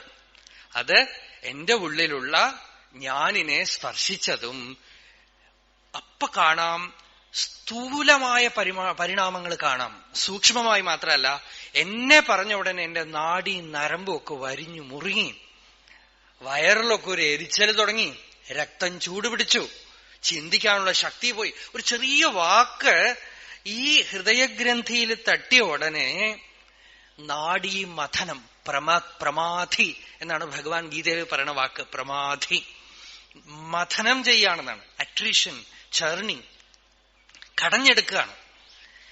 ഒന്ന് ആലോചിച്ച് നോക്കൂ, ഇത്രയല്ലേ ഉള്ളൂ നമ്മുടെ ജീവിത പ്രശ്നം. ലോകത്തിൽ എന്തൊക്കെയോ പ്രശ്നങ്ങൾ ഉണ്ടെന്നുള്ളതല്ല, എനിക്കുണ്ട് എന്നുള്ളത് മാത്രമാണ് സംസാരം. എന്നെ ബാധിക്കണു, എന്നെ പറഞ്ഞു, എനിക്കുണ്ടായി, എന്നെ കുറ്റം പറഞ്ഞു, എന്നെ സ്തുതിച്ചു, എന്നെ ആരാധിക്കണം, എന്റെ മതത്തിനെ എല്ലാവരും സ്വീകരിക്കണം. അതാണ് ഈ പൊരുതൽ. ഒരിക്കലും അസ്തമിക്കില്ല. ഗുരുദേവൻ പറയണത് ഇവിടെ പൊരുതി ഒരിക്കലും ഒടുങ്ങില്ല എന്നാണ്. എന്നാലോ ഈ ലോകത്തിൽ ആരെങ്കിലും പൊരുതാതിരിക്കോ? ഒരു പൊരുതാതിരിക്കൂല. കാരണം പൊരുതൽ ഒരു സൈക്കോളജിക്കൽ നീഡാണ്. ഈ അഹങ്കാരത്തിന് ജീവിക്കണമെങ്കിൽ പൊരുതണം. പൊരുതൽ അവസാനിച്ചാൽ അഹങ്കാരം അവസാനിക്കും. അഹങ്കാരത്തിന് ജീവിക്കണമെങ്കിൽ ഒരു ഫൈറ്റ് വേണം, പുറത്ത് ആരെങ്കിലും ഒരാൾ വേണം. ഇപ്പൊ രാഷ്ട്രങ്ങളൊക്കെ ചെയ്യുന്ന ടെക്നിക്കും അതാണ്. അവരുടെ ഉള്ളിലുള്ള പ്രശ്നങ്ങൾ അസ്തമിക്കണമെങ്കിൽ വെളിയിൽ ഒരു രാജ്യത്തിനടുത്ത് യുദ്ധം പ്രഖ്യാപിക്കും. അപ്പൊ ഇവരൊക്കെ കൂടിക്കോളും. നമ്മളുടെ സിനിമയൊക്കെ നോക്കൂ. എല്ലാ സിനിമയിലും ഒരു സിനിമയെങ്കിലും ഹീറോ മാത്രമാണെങ്കിൽ ഓടുവോ? വില്ലൻ വേണം, അല്ലേ? അപ്പോഴാണ് ഹീറോ മാത്രം ഒരു സിനിമ. ഒന്ന് ആലോചിച്ച് നോക്കൂ, ആരെയും കാണുമോ? എല്ലാത്തിലും ഒരു വില്ലനെ കൊണ്ട്. അത് ആ ഹീറോ വില്ലൻ എന്ന് പറയാനല്ല, നമ്മളിൽ എന്തോ സംഭവിക്കണം. ഒരു ക്രിക്കറ്റ് കളി കാണുമ്പോ നമ്മളുടെ രാജ്യം വേറെ ഒരു രാജ്യം, നമുക്ക് ഐഡന്റിഫൈ ചെയ്യാനൊന്നുണ്ട് നമ്മളുടെ രാഷ്ട്രം. എന്നിട്ട് മറ്റുള്ളവന്റെ അടുത്ത് വിരോധം. അതുകൊണ്ടാണ് ഇത്ര ഉത്സാഹം. ഇതേ നമ്മളെ ആളുകളെ സിക്സ് അടിക്കുന്നതിന് പകരം അവരെ അടിച്ചാൽ നമുക്ക് ഇഷ്ടാവില്ല. ഇത് നമ്മൾക്ക് ശ്രദ്ധിച്ചാൽ കാണാം ഈ അഭിമാനത്തിന്റെ ചലനം. ഇനിയിപ്പോ നമ്മളുടെ രാജ്യമേ കളിക്കണില്ലെങ്കിൽ പോലും വേറെ ആരെങ്കിലും കളിക്കണതാണെന്ന് നിവൃത്തിയില്ലാതെ നമ്മൾ കണ്ടു എന്ന് വെച്ചാൽ കുറെ കഴിയുമ്പോ നമ്മൾ ഏതെങ്കിലും ഒരു പക്ഷം പിടിച്ചോളും, എന്നിട്ട് മറ്റുള്ളവനോട് എതിർത്തോളും. എന്താന്ന് വെച്ചാൽ പൊരുതണം. പൊരുതുമ്പോഴാണ് നമ്മളുടെ ഉള്ളിലുള്ള അഭിമാനത്തിന് നിൽക്കാൻ പറ്റുള്ളൂ. നമ്മള് ലോകത്തിലെ ജാതിയെന്നും മതമെന്നും വ്യക്തികളെന്നും ഒക്കെ പറയണത് ഈ പൊരുതാനുള്ള ആഗ്രഹം കൊണ്ടാണ്, വേറെ ഒന്നുമല്ല. പൊരുതാൻ എന്തെങ്കിലുമൊക്കെ വേണം. ഈ ഇന്നലെ മറ്റാരോ പറഞ്ഞുകൊണ്ടിരുന്നു, ഈ ജൂതന്മാര് ഒരുപാട് ഹിംസിക്കപ്പെട്ടവരാണ് അവർ. അപ്പോ ചില രാഷ്ട്രങ്ങളിലൊക്കെ നമ്മുടെ നാട് പോലെ തന്നെ നാട്ടില് വിഷമം വന്നാൽ, ദുർഭിക്ഷ വന്നു കഴിഞ്ഞാൽ രാജാവ് ഭരണം ശരിയില്ലാത്തത് കൊണ്ടാണ് എന്ന് പറഞ്ഞ് ആളുകൾ രാജാവിനെതിരെ യുദ്ധം ചെയ്യാൻ പുറപ്പെടും. അപ്പോ ഈ രാജാക്കന്മാർ എന്ത് ചെയ്യുന്ന വെച്ചാൽ, ഞങ്ങളെ കാരണമല്ല, ഈ ജൂതന്മാര് മഹാപാപികളാണ്, അവർ ഈ രാജ്യത്തിലുള്ളത് കൊണ്ടാണ് നമ്മൾക്ക് പഷ്ണി വന്നത് അതുകൊണ്ട് അവരെ തല്ലൂ എന്ന് പറഞ്ഞ് തിരിച്ചു വിട്ടു കഴിഞ്ഞാൽ ആളുകൾ മുഴുവൻ വെറി പിടിച്ചിട്ട് അതിൽ നടക്കും അത്രേ. ഇതാണ് ഇന്നും നമ്മൾ രാഷ്ട്രീയക്കാരും ഒക്കെ ഉപയോഗിക്കുന്ന സൂത്രം. ഇതാണ് എന്തെങ്കിലുമൊക്കെ ഒരു കാര്യം പറഞ്ഞ് വെറി ഉണ്ടാക്കുക, ആളുകളുടെ ഉള്ളിൽ ദേഷ്യം ഉണ്ടാക്കുക, പരസ്പരം വിരോധം ഉണ്ടാക്കുക. അത് ഓരോ കാലത്തിലും മാറും. ഒരു കാലത്തിൽ ജാതിയായിരിക്കും, ഒരു കാലത്തിൽ രാഷ്ട്രീയമായിരിക്കും, ഒരു കാലത്തില് വേറെ എന്തെങ്കിലും രാജ്യങ്ങൾ തമ്മിലുള്ള പ്രശ്നമായിരിക്കും, വ്യക്തികൾ തമ്മിൽ മാറും, ഓരോ കാരണങ്ങളായിരിക്കും. പക്ഷെ ഈ ബാഹ്യ കാരണങ്ങളൊക്കെ തന്നെ വെറും സർഫസിലുള്ളതാണ്. ഉള്ളില് ഇവന് പൊരുതാനുള്ള ആഗ്രഹം ഉണ്ടാവാൻ കാരണം ഇവന്റെ അഹങ്കാരമാണ്, അഭിമാനമാണ്, വേറെ ഒന്നുമല്ല. ആ ദൂഷ്യം, ആ വൈറസ് എടുത്തു കളഞ്ഞാൽ ഇവിടെ ആരും പൊരുതുമില്ല, ആരും ശണ്ടകൂടുമില്ല, എല്ലാരോടും പ്രിയമായിരിക്കും, ആരോടും ഒരു വെറുപ്പുണ്ടാവില്ല, ദ്വേഷം ഉണ്ടാവില്ല, സമത്വം താനെ ഉണ്ടാവും. വ്യക്തികൾക്ക് സമത്വം ഉണ്ടാവും. അതുകൊണ്ടാണ് പറയുന്നത് വ്യക്തികൾ, യു ആർ ദ വേൾഡ്, നിങ്ങളാണ് ലോകം. നിങ്ങളിൽ വേണം ഈ സത്യത്തിന്റെ സ്ഫോടനം ഉണ്ടാവാനായിട്ട്, വിപ്ലവം ഉണ്ടാവാനായിട്ട്, ലോകത്തിലല്ല. നിങ്ങളുടെ വ്യക്തി അഭിമാനത്തിനെ നിങ്ങൾ അന്വേഷിച്ച് നിങ്ങളുടെ ഉള്ളിൽ സവനമൊഴിഞ്ഞാൽ, നിങ്ങളുടെ ഉള്ളിൽ സത്യം അറിയപ്പെട്ടാൽ, നിങ്ങളുടെ ഉള്ളിൽ അഭിമാനവൃത്തിയുടെ ചലനം പോയാൽ, എങ്ങനെ പോകും? ആരാഞ്ഞാൽ പോകും. ഉണരണമിന്നി ഉറങ്ങിടാതിരുന്നിടേണം അറിവായി. ഉണരലും ഉറക്കവും എന്ന് വെച്ചാൽ ജാഗ്രതും സ്വപ്നവും രണ്ടിന്റെയും പിടിയിൽപ്പെടാതെ കേവല സച്ചിത് സ്വരൂപമായി, സംവിത് മാത്രമായി നമ്മളുടെ സ്വരൂപത്തിൽ ഇരിക്കണം. അപ്പൊ സകല ദുഃഖങ്ങളും ഒടുങ്ങുമെന്ന് ഗുരുദേവന്റെ വാക്കാണ്. അയ്യോ പറ്റില്ലല്ലോ എന്ന് പറഞ്ഞാൽ, അതിനിന്ന് അയോഗ്യനെന്നാൽ പ്രണവമുണർന്നു പിറപ്പൊഴിഞ്ഞു വാഴും മുനിജന സേവയിൽ മൂർത്തി നിർത്തിടേണം. അയ്യോ ഞങ്ങൾക്ക് വയ്യല്ലോ, അറിയണില്ലല്ലോ എന്ന് പറയുകയാണെങ്കിൽ, അപ്പോ നിങ്ങൾക്ക് സ്വയമേവ ആരായഞ്ഞു നോക്കാനുള്ള ശക്തി ഇല്ലെങ്കിൽ, സ്വയം തത്വമറിഞ്ഞ് ഉദ്ബുദ്ധനായിട്ടുള്ള ഒരു ജീവൻ മുക്തന്റെ സാന്നിധ്യത്തിലിരുന്ന് സത്യം അറിഞ്ഞ് ആരാധന ചെയ്ത് മനസ്സിലാക്കിക്കൊള്ളുക, തെളിഞ്ഞ് അറിഞ്ഞുകൊള്ളുക. ഈ അറിവ് ആണ് ബലം. ഈ അറിവ് നമ്മളിൽ ഉണ്ടാവുമ്പോ സകല ദുഃഖങ്ങൾക്കും അതൊരു അറുതി വരുത്തും. നമ്മളെ പരമമായ ശാന്തിയിൽ പ്രതിഷ്ഠിക്കും. നമ്മളുടെ പ്രശ്നങ്ങളും ദുഃഖങ്ങളും ഒക്കെ അസ്തമിക്കാൻ ഒറ്റ വഴിയേ ഉള്ളൂ, ജ്ഞാനം, ആത്മജ്ഞാനം. ആത്മജ്ഞാനത്തിനാവട്ടെ ഈ വിഷയജ്ഞാനത്തിൽ നിന്നും ശ്രദ്ധ നമ്മളുടെ സ്വരൂപത്തിലേക്ക് വരണം. ആത്മജ്ഞാനം എന്ന് പറയുന്നത് പുതിയതായിട്ടുണ്ടാവുന്ന ഒരു അറിവല്ല. അതിനാണ് ആദ്യത്തെ ശ്ലോകമായി ഈ ശ്ലോകം തന്നെ തിരഞ്ഞെടുത്തത്. ഒരു കുറി നാം അറിയാത്തതൊന്നുമിങ്ങില്ല. നമ്മള് അറിയാത്തൊരു വിഷയത്തിനെ അല്ല അന്വേഷിക്കുന്നത്. അതാണ് ഈ ജ്ഞാനത്തിന്റെ സൗലഭ്യവും വിഷമവും. നമ്മൾ ലോകത്തിൽ സാധാരണ ഫ്രഞ്ച് ഭാഷ പഠിക്കാൻ പോവുകയാണെങ്കിൽ, ഇപ്പൊ എനിക്ക് ഫ്രഞ്ച് ഭാഷ അറിയില്ല, ഫ്രഞ്ച് ഭാഷ പഠിക്കുകയാണ്. എനിക്ക് കെമിസ്ട്രി അറിയില്ല, കെമിസ്ട്രി പഠിക്കുകയാണ്. എനിക്ക് ഫിസിക്സ് അറിയില്ല, ഫിസിക്സ് പഠിക്കുകയാണ്. എനിക്ക് സംഗീതം അറിയില്ല, സംഗീതം പഠിക്കുകയാണ്. പക്ഷേ ആത്മവിദ്യ അങ്ങനെ ഒരു അറിവല്ല. ആ അറിവിന്റെ സ്വഭാവവും വേറെയാണ്, അതിനുള്ള പദ്ധതിയും വേറെയാണ്. അതുകൊണ്ടാണ് നമുക്കിത് വിഷമം എന്ന് തോന്നണത്. ഇത് വാസ്തവത്തിൽ വിഷമവുമല്ല, സുലഭവുമല്ല. ആർക്കാണോ കൃപയിൽ ശ്രദ്ധയുള്ളത് അവർക്ക് സുലഭമാണ്. ആർക്കാണോ അവരുടെ ബുദ്ധിയുടെയും മനസ്സിന്റെയും ഇച്ഛാശക്തിയുടെയും ബലത്തിനെ ആശ്രയിച്ചുകൊണ്ടിരിക്കുന്നത് അവർക്ക് വിഷമാണ്. മഹാപുരുഷന്മാരുടെ ജീവിതമൊക്കെ വന്ന് നോക്കിയാൽ കാണാം, അവരൊക്കെ ഭക്തിയുടെ പടിയിലൂടെ നടന്നു മേലെ വന്നവരാണ്. നാരായണ ഗുരുദേവന്റെ ജീവിതം നോക്കിയാൽ കാണാം, ഭക്തിയുടെ പടിയിലൂടെ നടന്നു വന്ന ആള്. ആരോട് ഭക്തി ചെയ്യണമെന്ന് അവസാനം ചോദിച്ചാൽ വേറെ പുറത്ത് ഭക്തി ചെയ്യാൻ ഒരാളുമില്ല. തന്റെ തന്നെ അന്തര്യാമിയോട് തന്നെയാണ് കരഞ്ഞതും പ്രാർത്ഥിച്ചതും ഒക്കെ. പക്ഷെ ഈ അഭിമാനം ഉരുകണം. എന്നുവെച്ചാൽ അത് എന്നെ കൊണ്ടാവില്ല എന്ന് അടങ്ങുന്നത് തന്റെ സോഴ്സിൽ തന്നെയാണ് അടങ്ങുന്നത്. തന്റെ തന്നെ മൂലസ്ഥാനത്തിലിരിക്കുന്ന വസ്തുവിന്റെ ശക്തിയെ വിളിക്കുകയാണ്, ആഹ്വാനം ചെയ്യാണ്. ഇതൊക്കെ അതിന്റെ ശാസ്ത്രവശം. ഈ ശാസ്ത്രവശം ഒന്നും അറിയേണ്ട ആവശ്യമില്ല. ഭക്തി ചെയ്താൽ മതി, ഭക്തി ചെയ്താൽ മതി. ആ ഭക്തി, ആ കൃപ, ഗുരുദേവൻ ആദ്യവും അവസാനവും ആ ഭക്തിക്ക് പ്രാമുഖ്യം കൊടുത്തിരുന്നു. അതുകൊണ്ടാണ് അതിപ്രൗഢമായ ജനനീ നവരത്ന മഞ്ജരി എഴുതുമ്പോഴും ആ ഭക്തിയുടെ രസത്തിൽ ചാലിച്ചുകൊണ്ട് തന്നെ അതിഗൗരവമായ ആ വിഷയത്തിനെ കൊണ്ടുവന്ന് അവതരിപ്പിച്ചത്.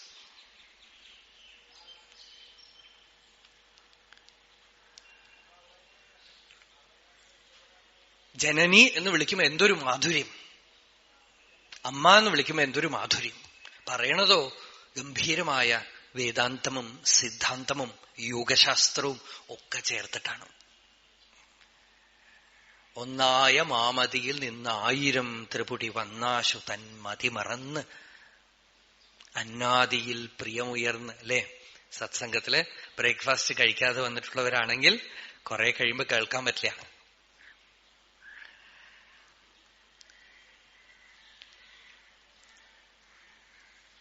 പുറമേക്കുള്ള പ്രിയം, പുറമേ വസ്തുക്കളോടുള്ള പ്രിയം.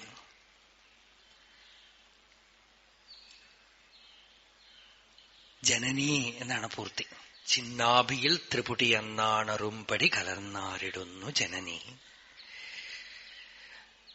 ഹൃദയത്തില് ത്രിപുടി അറുംപടി, ആ ത്രിപുടി അറിയുക, ത്രിപുടി മുടിഞ്ഞ് തെളിഞ്ഞിടുന്ന ദീപം.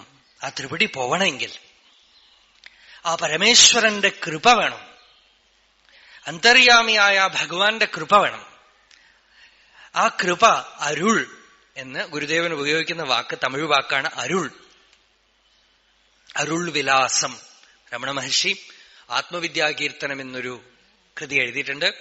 അതിൽ പറയുന്നു, വിണ്ണാദിയ വിളക്കും കണ്ണാദിയ പൊറിക്കും കണ്ണാം മനക്കണ്ണുക്കും കണ്ണായൊരു പൊരുൾ വേறு എണ്ണാതിരുന്തപടി ഉൾനാടുളത്തു ഒളിരും അണ്ണാമലയിൻ ആன்மா കാണുമേ അരുളും വേണുമേ അൻപ് പൂണുമേ ഇൻപ് തോണുമേ അയ്യേ അതിസുലഭം ആത്മവിത്തെ. അതിൽ പറഞ്ഞു, അരുൾ വിലാസമേ അഹവിനാശമേ ഇൻപ വികാസമേ. 3 വാക്കാണതില്. അരുൾ വിലാസം, അഹവിനാശം, ഇൻപ വികാസം. അരുൾ വിലാസം എപ്പോഴാണ്? ആ മനസ്സല്ലാത്ത ഒരു ശക്തിയാണ് ഈ അരുൾ എന്ന് പറയുന്നത്. നമുക്കത് അനുഭവിക്കുമ്പോഴേ അറിയുള്ളൂ. അതാണ് ഗുരുദേവൻ പറഞ്ഞ അനുഭവിയാതെ അറിവിയില്ല. ആ അനുഭവം വരുമ്പോ നമ്മൾ ഈ അരുൾ ശക്തി, കൃപാശക്തിയെ നമ്മൾക്കുള്ളിൽ നമ്മൾ കാണും. അതായത് നദി സമുദ്രത്തിന്റെ അടുത്ത് ചെല്ലുമ്പോ സമുദ്രം നദിയിലേക്ക് കലക്കുന്ന പോലെ ഒരു പ്രക്രിയ എന്ന് വെച്ചോളാം.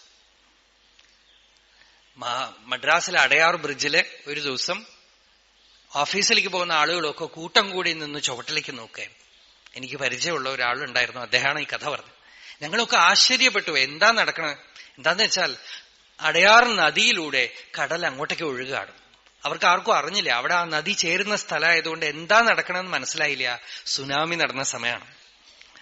സുനാമി നടന്നത് അവിടെ ബാധിച്ചില്ല, കാരണം അവിടെ നദി ഉള്ളതുകൊണ്ട് കടല് കരയ്ക്ക് കയറണതിന് പകരം നദിയിലൂടെ അങ്ങോട്ട് കയറി നദി ഇങ്ങോട്ട് ഒഴുകണ ഭാഗത്തേക്ക് അങ്ങോട്ടേക്ക് ഒഴുകി. ഇതുപോലെ മനസ്സിനെ വിഴുങ്ങിക്കളയുന്നതായ മനസ്സിന്റെ തന്നെ ഒരു റീഫൈൻഡ് ഫോം, അങ്ങനെയും പറയാം. അല്ലെങ്കിൽ അതിന്റെ തന്നെ കറപ്റ്റഡ് ഫോമാണ് മനസ്സെന്ന് പറയാം. മനസ്സ് തന്നെ സൂക്ഷ്മമാവുന്ന മണ്ഡലത്തിൽ ഏർപ്പെടുന്ന അരുൾ വികാസം, അഹവിനാശം, ഇൻപ വികാസം, ആനന്ദത്തിന്റെ പ്രകാശം. 1000 ആതിഥേയർ ഒന്നിച്ചു, ഒരു 10,000 ആതിഥേയർ ഒന്നിച്ചു ഉയരുന്ന പോലെ എന്ന് പറഞ്ഞു. ഒരു 10,000 സൂര്യൻ ഉദിക്കുന്ന പോലെ അകമേ ആ പ്രകാശത്തിനെ അനുഭവിക്കുമ്പോ നമ്മളുടെ ത്രിപുടി മുടിഞ്ഞ്, നമ്മളുടെ അഭിമാനമടങ്ങി, മനസ്സടങ്ങി, നമുക്ക് സമത്വം, ശാന്തി, സമാധി, ജ്ഞാനസമാധി ഉണ്ടായി, നിർവികൽപബോധം ഉണ്ടായി. നമ്മൾ സ്വതന്ത്രരാകും. സ്വതന്ത്രരാവും എന്ന് വെച്ചാൽ അഭിമാനിക്കാനൊരു സ്വാതന്ത്ര്യം കിട്ടില്ല. അതുകൊണ്ടാണ് പറഞ്ഞത് ഈ വിദ്യ മറ്റു വിദ്യ പോലെയല്ല. ഒരു ഡിഗ്രി എടുത്താൽ ഞാൻ ഡോക്ടറാണെന്ന് പറയാം, എഞ്ചിനീയർ ആണെന്ന് പറയാം, സയന്റിസ്റ്റ് ആണെന്ന് പറയാം. അതുപോലെ ഞാൻ ജ്ഞാനിയാണ്, ജീവൻ മുക്തനാണെന്ന് ആർക്കും പറയാൻ പറ്റില്ല. കാരണം എപ്പ തത്വജ്ഞാനം ഉണ്ടായോ അപ്പൊ അയാൾക്ക് എല്ലാവരും മുക്തരാണ്. എല്ലാരും അത് തന്നെ എന്നാണ് ഗുരുദേവൻ പറയണത്. അറിഞ്ഞു കഴിയുമ്പോ എന്താ വിശേഷം എന്ന് വെച്ചാൽ താൻ മാത്രമല്ല, തന്റെ മുമ്പിൽ ഇരിക്കുന്നവരൊക്കെ തന്നെ അത് തന്നെ ആയിട്ട് തീരും. പിന്നെ താൻ മാത്രം ജ്ഞാനി എന്ന് അവകാശപ്പെടാൻ ഒരാൾ അവിടെ ഉണ്ടാവില്ല. അയാളെ സംബന്ധിച്ചിടത്തോളം ഇരമുതലായവ എന്നും ഇപ്രകാരം വരും ഇനിയും വരവറ്റു നിൽപ്പതേകം അറിവതു നാം അതു തന്നെ മറ്റുമെല്ലാവരും അതുതൻ വടിവാർന്നു നിന്നിടുന്നു. കാണുന്നവരൊക്കെ തന്നെ അതിന്റെ വടിവായിട്ട്, അതിന്റെ തിരുവുരുവായിട്ട്, സ്വരൂപമായിട്ട് നിൽക്കുമ്പോ പിന്നെ ആർക്ക് എന്ത് ഉപദേശിക്കും? നിങ്ങൾക്കൊക്കെ ഞാൻ എന്താ ഉപദേശിക്കാം? നിങ്ങളൊക്കെ പൂർണ്ണരാണ്, നിങ്ങളൊക്കെ സ്വയം പ്രകാശ വസ്തുക്കളാണ്, നിങ്ങളൊക്കെ ഭഗവത് സ്വരൂപികളാണ്. ശരീരവും മനസ്സും ഒന്നും നിങ്ങളുടെ സ്വരൂപമല്ല. ഞാൻ സ്ത്രീയാണ് പുരുഷനാണെന്നുള്ള അഭിമാനം സർഫസിൽ മാത്രമാണ്, നിങ്ങളുടെ സെന്ററിൽ ഇതൊന്നുമില്ല. ത്വം സ്ത്രീ ത്വം പുമാനസി ത്വം കുമാര ഉതവാ കുമാരി ത്വം ജീർണോ ദണ്ഡേന വഞ്ചസി ത്വം ജാതോ ഭവസി വിശ്വതോ മുഖഃ വിശ്വതഃ ചക്ഷുരുത വിശ്വതോ മുഖോ വിശ്വതോ ഹസ്തൗത വിശ്വതസ്പാത്. ശ്വേതാശ്വതര ഉപനിഷത്തിലെ ഋഷി പറയണം, ഭഗവാനെ അങ്ങ് സ്ത്രീയായിട്ടിരിക്കുന്നു, അങ്ങ് പുരുഷനായിട്ടിരിക്കുന്നു, അങ്ങ് കുമാരനായിരിക്കുന്നു, കുമാരിയായിരിക്കുന്നു, വൃദ്ധനായി വടിപിടിച്ച് നടക്കുന്നു. അപ്പൊ ഞാൻ സ്ത്രീയാണോ പുരുഷനാണെന്നും എനിക്കൊന്നും അറിയില്ലെന്നും ഇതൊക്കെ നിങ്ങൾ എന്തൊക്കെ തന്നെ നടിച്ചാലും എനിക്ക് വേണ്ട വിധത്തിലുള്ള ദൃഷ്ടിയുണ്ടെങ്കിൽ കാണാം നിങ്ങൾ നാടകം നടിക്കണം. അഹോ നാടകം നിഖിലവും മീനായതും ഭവതി മാനായതും ജനനി നീ നാഗവും നഗഖഗം ജ്ഞാനായതും ധരനദി ആരിയും സകലത്തും ഇവിടെ എന്തൊക്കെ ഉണ്ടോ അതൊക്കെ എന്റെ തന്നെ സ്വരൂപമാണ്. അഹോ നാടകം നിഖിലവും. ഇവിടെ ആർക്കെന്ത് ഉപദേശിക്കും? അപ്പൊ കാണുന്ന നിങ്ങളെ പൂർണ്ണ വസ്തുവാണെന്ന് ഞാൻ കാണുകയാണെങ്കിൽ ആ ദൃഷ്ടിയാണ് അമൃത ദൃഷ്ടി എന്ന് പറയുന്നത്. നിങ്ങൾക്കൊന്നും ഉപദേശിക്കാനില്ല. വ്യവഹാരത്തിന് വേണ്ടെങ്കിൽ നിങ്ങൾക്ക് അജ്ഞാനാണ്, നിങ്ങൾക്ക് അറിയില്ല എന്നൊക്കെ പറയാമായിരിക്കാം. പക്ഷെ ഉള്ളില് ഈ തത്വധാരണ ഉണ്ടെങ്കിൽ അറിയാം, നമ്മളെ ഈ ശരീരവും മനസ്സും തമ്മിലുള്ള ബന്ധം വേറെ, ഉള്ളിലുള്ള വസ്തു പൂർണ്ണമാണ്, എല്ലാരിലും പൂർണ്ണമാണ്, എല്ലാരും ജ്ഞാനികളാണ്. വിവേകാനന്ദ സ്വാമികൾ എടുത്തു പറഞ്ഞു, ഈ ആളുകളെ അജ്ഞാനികളാണെന്നും അവർക്ക് മനസ്സിലാവില്ലെന്നും കരുതി സത്യത്തിനെ പറയാതെ കള്ളമായിട്ടുള്ളതിനെയൊക്കെ അവർക്ക് പറഞ്ഞുകൊടുത്ത് അവരെ പടിപ്പടിയായി ഉയർത്തിക്കൊണ്ടുവരണം പറയണ ഈ സമ്പ്രദായത്തിനോട് എനിക്ക് അല്പം പോലും യോജിപ്പില്ല എന്നാണ്. കാരണം ഇവിടെ ആരും ഉയർന്നവരുമില്ല, ഒരാളും താഴ്ന്നവരുമില്ല, എല്ലാവരും സത്യസ്വരൂപികളാണ്. വിളിച്ച ഉണരും. സുപ്രഭാതം പാടേണ്ടത് ഓരോരുത്തരുടെ ഉള്ളിലുള്ള അന്തര്യാമിക്കാണ്. ജയ ജയ ഭാഗവതത്തിലെ ശ്രുതിഗീതതാണ്. ജയ ജയ ജഹി അജാം അജിത ദോഷഗൃഭീത ഗുണം. ഈ കൃപയെ ഉണർത്തലാണ് ശ്രുതിഗീത ഭാഗവതത്തിൽ.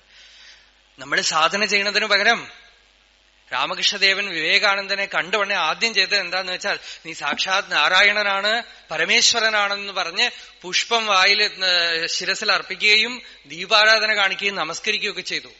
വിവേകാനന്ദ സ്വാമി അന്ന് വിചാരിച്ചു ഇദ്ദേഹം എന്നെ പൂജിക്കുകയാണ്, അദ്ദേഹത്തിന് ഭ്രാന്താണ്, ഞാൻ നരേന്ദ്രനാഥ് ദത്തയല്ലേ എന്ന് പറഞ്ഞു. രാമകൃഷ്ണദേവൻ ഈ നരേന്ദ്രനാഥ് ദത്തയല്ല പൂജിച്ചത്, ആ കുട്ടിയുടെ ഉള്ളിൽ ഉറങ്ങിക്കിടക്കുന്ന ചിത്ശക്തിയെ ഉണർത്തിവിട്ടതാണ്. എഴുന്നേക്കൂ, എഴുന്നേക്കൂ അമ്മ, ജാഗോ ജാഗോ മാ. അദ്ദേഹത്തിന് ഇഷ്ടമുള്ള ഒരു പാട്ടാണത്, ജാഗോ ജാഗോ മാ. അമ്മ എഴുന്നേക്കൂ, അമ്മ എഴുന്നേക്കൂ, തട്ടി ഉണർത്തുകയാണ്. അതുപോലെ എല്ലാവരുടെ ഉള്ളിലും ആ ശക്തിയുണ്ട്, അതിനെ ഉണർത്തുകയാണ് ഭാഗവതത്തിൽ. ജയ ജയ ജഹി അജാം. നമ്മളെ മനസ്സിനെ നിയന്ത്രണം ചെയ്യൂ, സാധന ചെയ്യൂ എന്നല്ല, ഉള്ളിലുള്ള അന്തര്യാമിയായ ഭഗവാനോട് പറയാണ്, ഭഗവാനെ അങ്ങ് ഉണർന്ന് ജയിച്ച് ഈ മായയെ അജ്ഞാനത്തിനെ നീക്കി സ്വയം പ്രകാശിക്കുക. നിങ്ങളുടെ തലയിൽ ചുമതലയില്ല, നിങ്ങളുടെ ഉള്ളിലുള്ള ശക്തി ഉണർത്തുകയാണ്. ഉണരട്ടെ, അത് ഉണർന്നാൽ എല്ലാം നടക്കും. നിങ്ങൾ പൂർണ്ണരാണ്. നിങ്ങളുടെ ഓരോരുത്തരുടെയും പൂർണ്ണത നേടിയെടുക്കേണ്ടതല്ല, സിദ്ധമായിട്ടുള്ളതാണ്. നേടിയെടുക്കേണ്ടതാണെങ്കിൽ അത് നഷ്ടപ്പെട്ടു പോകും. നേടിയെടുക്കാനുള്ളതല്ല, സിദ്ധമാണ്, ഇപ്പൊ തന്നെ കിട്ടിയിട്ടുള്ളതാണ്. അജ്ഞാനം കൊണ്ട് ഒരു മറവാൽ അറിവിയില്ല. ഒരു മറ, ഒരു ആവരണം ഉള്ളത് കൊണ്ട് നമ്മളുടെ സത്ത, നമ്മളുടെ സ്ഥിതി നമുക്ക് അറിയണില്ല. ആ ആവരണം അങ്ങോട്ട് നീങ്ങിയാ കാണാം അത് വസ്തുസ്ഥിതി പ്രകാശിക്കണത്. ഇതിനെയാണോ നമ്മൾ ഇത്രകാലം കാണാത്തതെന്ന് തോന്നും. ഇത്രയും അപരോക്ഷമായിട്ടുള്ളതിനെ എന്തുകൊണ്ട് ഇത്രകാലം കണ്ടില്ല? ഇത്രയും അപരോക്ഷമായി സിദ്ധമായിട്ടുള്ളതിനെ നമ്മൾ എങ്ങനെ നഷ്ടപ്പെടുത്തി? നമുക്ക് തന്നെ ആശ്ചര്യം, വിസ്മയം തോന്നും. അത്തരത്തിൽ ആണ് ആ ദൃഷ്ടി. ആ ദൃഷ്ടിയെ നമ്മളിൽ ഉണർത്തലാണ് ആത്മോപദേശ ശതകം. ഇനി 2 ദിവസം കൂടെ ഉണ്ട് നമുക്ക്. ആ 2 ദിവസത്തിൽ തുടർന്ന് ചില പദ്യങ്ങൾ പ്രത്യേകമായി ഇപ്പോ ആകമൊത്തം ഒന്ന് നോക്കി വന്നു. ആദ്യം മുതൽ അവസാനം അവിടെ എവിടെയായി തൊട്ടു വന്നു. ഇനി 2 ദിവസം ചില പദ്യങ്ങൾ പ്രത്യേകമായി എടുത്ത് പറയാം. അതൊക്കെ തന്നെ നമ്മളുടെ അനുഭവത്തിനുതകുന്ന വിധത്തിൽ മാത്രം, അല്ലാതെ സാമൂഹികമായിട്ടോ പ്രാപഞ്ചികമായിട്ടോ ശാസ്ത്രപരമായിട്ടോ സിദ്ധാന്തപരമായിട്ടോ ഒന്നുമല്ല. അതൊക്കെ വേറെ വിഷയം, ബഹിരംഗ പരീക്ഷണമാണ്. നമുക്കതൊന്നും ഇവിടെ മുഖ്യമല്ല. നമുക്കിവിടെ സത്സംഗമാണ്. ബാക്കിയൊക്കെ അതൊക്കെ സമൂഹത്തിലും ലോകത്തിലും ആവശ്യമുള്ള കാര്യമാണ്. അതൊക്കെ വേറെ ഫീൽഡാണ്. നമുക്കിവിടെ ഈ അന്വേഷണം ചെയ്യാം. അതിന് ഗുരുദേവന്റെ കൃപയാണോ ഉള്ളത്. നമ്മൾ അതിന് കുറുകെ നിൽക്കാതിരുന്നാൽ മാത്രം മതി. ആ കൃപ ആണ് സത്സംഗത്തില്. നമ്മൾ ആ കൃപയ്ക്ക് ശരണാഗതി ചെയ്തിട്ട് കേൾക്കണം. എന്നാൽ ആ കൃപയുടെ പ്രവർത്തിച്ചോളും. നമുക്ക് കിട്ടേണ്ടത് കിട്ടിക്കോളും. ഇത്രയും പറഞ്ഞ് ഞാനിവിടെ നിർത്താം. യതോ മമാത്മാ ഭവസി ത്വമേവ തതോ ന വാച്യം മമ കിഞ്ചിദസ്തി യഥാ തവേഷ്ടം കുരു മാം തഥൈവ ത്വാം ആത്മനാഥം രമണം ഭജ.